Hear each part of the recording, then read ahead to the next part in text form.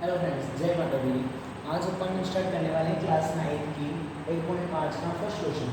ठीक है, 1.5 का फर्स्ट क्वेश्चन अपन देख रहे हैं। देखो, इससे पहले आप लोगों को बेसिकली ये समझना है कि एलसीएम ज्ञात कैसे करते हैं। ठीक है, एलसीएम ज्ञात करने के लिए देखिए, सबसे पहले अपने 20 का वैल्यू देखो, इजी वे समझना।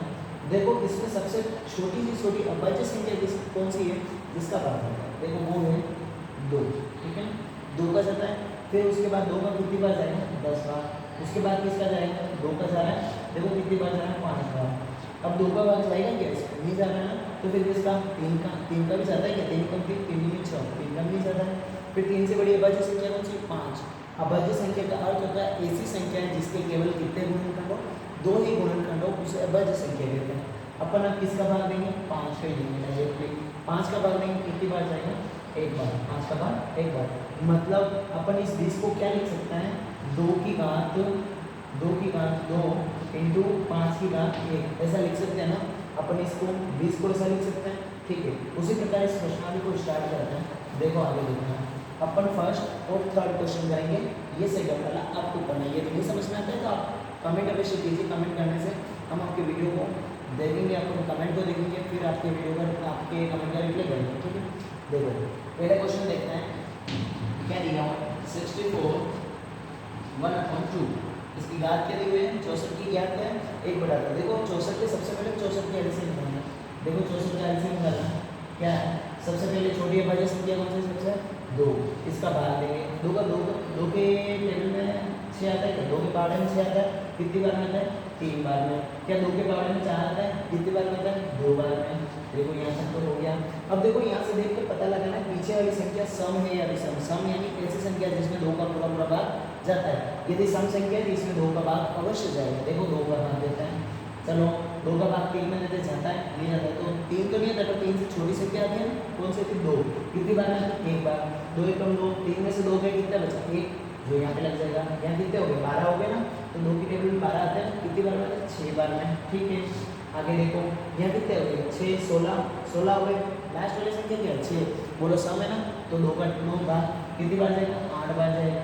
अब किसका से इसमें वापस 2 का देंगे क्योंकि 2 की टेबल में 8 आता है ना। फिर देखो कितनी बार जाएगा? 4 बार।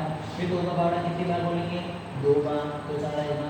फिर 2 बार आना कितनी बार बोलेंगे? 1 बार। मतलब कितनी बार 2 है? 1 2 3 4 5 6। मतलब क्या लिख सकते हैं? 2 की घात 6, ऐसा लिख सकते हैं ना। इस 64 को अपन क्या लिख सकते हैं?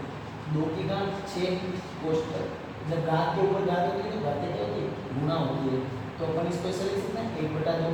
ठीक है, अब देखो खोलो कोष्टक। 6 इंटू 1/2। जब घात के ऊपर घात होती है तो घातें गुणा होती है। देखो क्रॉस होता है अगर तो कटती है। 2 एकम 2, 2 3 6। अब देखो 3 इंटू 1 होगा, मतलब 2 की घात 3, 3 इंटू 1, ये यहाँ पे लिख दो 3 इंटू 1 मतलब 3। 2 की घात 3 का मतलब क्या होता है? 2 इंटू 2 इंटू 2, मतलब 2 को 3 बार गुणा करना। 2 एकम 2, 2 दूनी 4, 2 3 2 एकम 2, 2 दूनी 4, 4 दूनी 8। कितना आ गया इसका आंसर? 8 इज इसका करेक्ट आंसर। ठीक है, ये आपको समझ में आ गया? I hope. अब देखो सेकंड वाला करते हैं। सेकंड क्या दिया हुआ? 125 की घात 1/3, ये दिया हुआ है ना। आगे देखो, अब अपन करेंगे 125 के एलसीएम। किसके एलसीएम करेंगे? 125 के। देखो एलसीएम करना है 125 के। बोलो 5 एक सम संख्या है विषम? विषम संख्या। देखते ही पता चल रहा है क्योंकि इसमें 2 का भाग नहीं जाता। अब किसका देंगे? बोलो 3 का देंगे? नहीं, 3 का भी नहीं देंगे क्योंकि 3 चौक 12 हो जाएगा। फिर 5 में 3 का भाग नहीं जाता। अपन किसका देंगे? 5 का देंगे। किसका? 5 का।